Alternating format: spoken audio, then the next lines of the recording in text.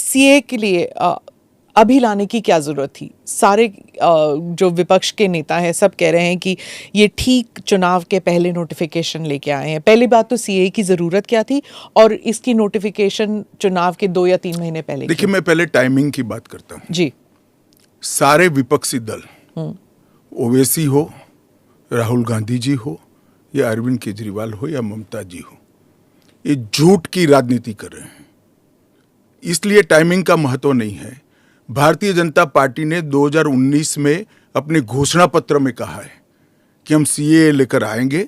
बाकी रिलीजन्स के बारे में बाद में आती हूँ, पहले मुसलमान समुदाय के बारे में बात करते हैं, क्योंकि चाहे ओवैसी साहब हों, चाहे ममता बनर्जी हों, और फिर बहुत से विदेशी मीडिया जो है वो भी कह रही है it's an anti Muslim law, because आप मुसलमानों को नहीं शामिल कर रहे हैं, तो वो क्राइटेरिया ही है कि मुसलमान नहीं होने चाहिए।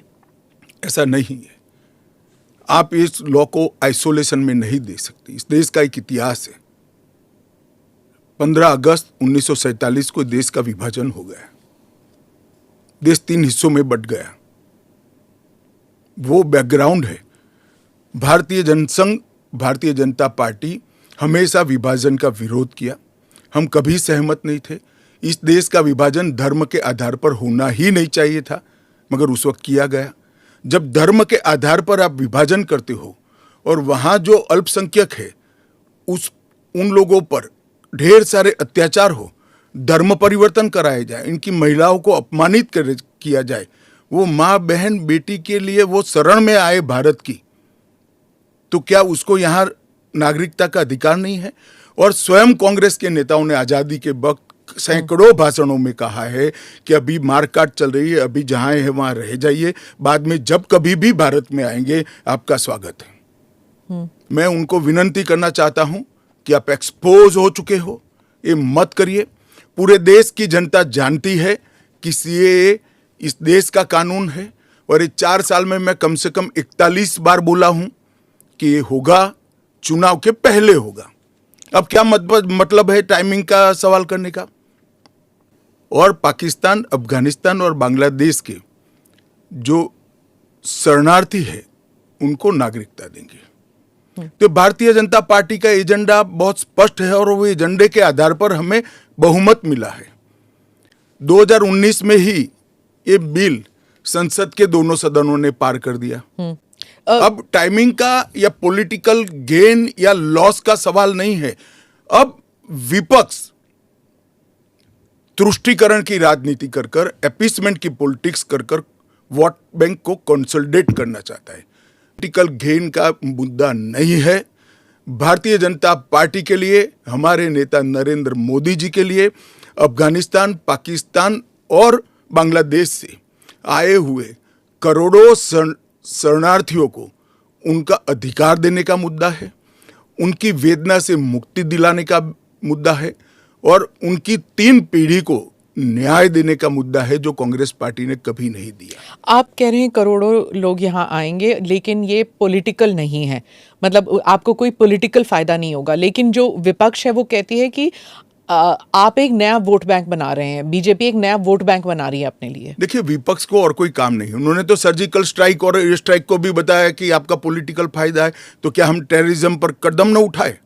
इन्होंने 370 को भी बताया कि ये आपके पॉलिटिकल फायदे के लिए कर रहे हैं। हम 1950 से कह रहे हैं कि हम 370 को हटाएंगे।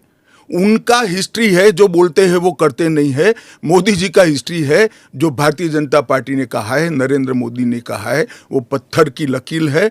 मोदी की हर गारंटी पूरी होनी है। मैंने कहा 41 टाइम, 41 बार अलग अलग मंचों से इसके बारे में मैंने डिटेल बात करी है कि इस देश के अल्पसंख्यक माइनॉरिटीज या तो किसी और व्यक्ति को डरने की जरूरत नहीं है, क्योंकि सीएए में किसी की नागरिकता लेने का प्रावधान ही नहीं है। सीएए सिर्फ और सिर्फ 3 देश, अफगानिस्तान, पाकिस्तान और बांग्लादेश से हिंदू, सिख, बौद्ध, क्रिश्चियन और पारसी, जो जैन और पारसी शरणार्थी आए हैं, इनको उनका अधिकार देने का कानून है, नागरिकता देने का कानून है, जिससे इनके जीवन की वेदनाओं को हम कम कर पाए।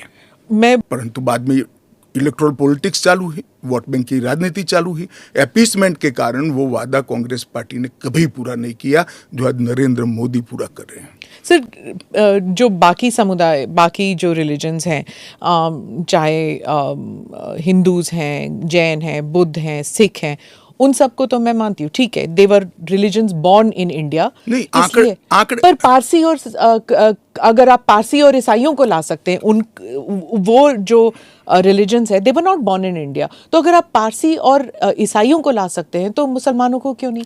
देखिए, मुस्लिम आबादी के लिए ही वो हिस्सा आज भारत का भाग नहीं है। वो भूमि इसीलिए दे दी गई थी। फिर तो हर देश से अव्यवस्था से जो आना चाहिए, इसके लिए भारत के दरवाजे खोल लो। भारत कहां बचता है?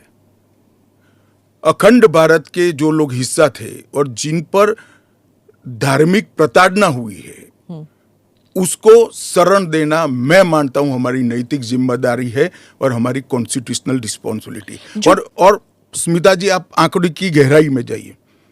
जब विभाजन हुआ तब पाकिस्तान में 23% हिंदू थे, हिंदू और सिख थे। आज 3.7% बच गए। कहां गए सारे? इतने सारे तो यहां आए नहीं। धर्म परिवर्तन हुआ, अपमानित किया गया, दोयम दर्जे के नागरिक के नाते इनको रखा गया। कहां जाएंगे ये लोग? क्या देश इसका विचार नहीं करेगा? देश की पार्लियामेंट इसका विचार नहीं करेगी? देश की पॉलिटिकल पार्टियों ने इनका विचार नहीं करना चाहिए? इसमें अहमदी मैं है, बांग्लादेश बलोच भी है। मैं बांग्लादेश की बात करता हूं जी। 1951 में हिंदुओं का प्रतिशत 22% था। मैं 51 की बात कर रहा हूं। बांग्लादेश की 51 के आंकड़े ऊपर हमारे पास है। 2011 की जनगणना में वो 10% रह गए। कहां गए वो लोग? अफगानिस्तान 1992 के पूर्व, मैं 92 के आंकड़े मेरे पास लगभग 2 लाख सिख और हिंदू थे और आज करीब 500 बच गए। क्या इन लोगों को अपनी बिलीफ से जीने का अधिकार नहीं है? वो जब भारत एक था तब हमारे ही थे, हमारे ही भाई है, हमारी ही बहनें हैं, हमारी ही माता है। अगर यही थ्योरी को आप अपना लो तो पार्टीशन के बाद इतने सारे शरणार्थियों को क्यों लिया? उसका भी तर्क नहीं है फिर तो वही मैं पूछूंगी कि आपने कहा कि धर्म के आधार पर दूसरा मुल्क बना, पर वहां पर शिया और अहमदी, बलोच, ये भी तो प्रताड़ित है वहां पर। देखिए, वो प्रताड़ना आंकड़ों के आधार पर इतनी सिद्ध नहीं की जाती और पूरी दुनिया में सारा ब्लॉक मुस्लिम ब्लॉक माना जाता है। आप मेरी बात समझ कर चलिए। और शिया, अहमदिया वो तो छोड़िए, मुसलमान को भी अधिकार है यहाँ एप्लीकेशन करने का। हमारे संविधान ने रास्ता खोला है, वो एप्लीकेशन कर रेफ्यूजी के तौर पर ना रेफ्यूजी के तौर पर नहीं, नागरिकता लेने के लिए अप्लाई कर सकते हैं। भारत सरकार इनकी भारत की सुरक्षा और भारत की बाकी सारी चीजों को देखते हुए उसका निर्णय करेगी।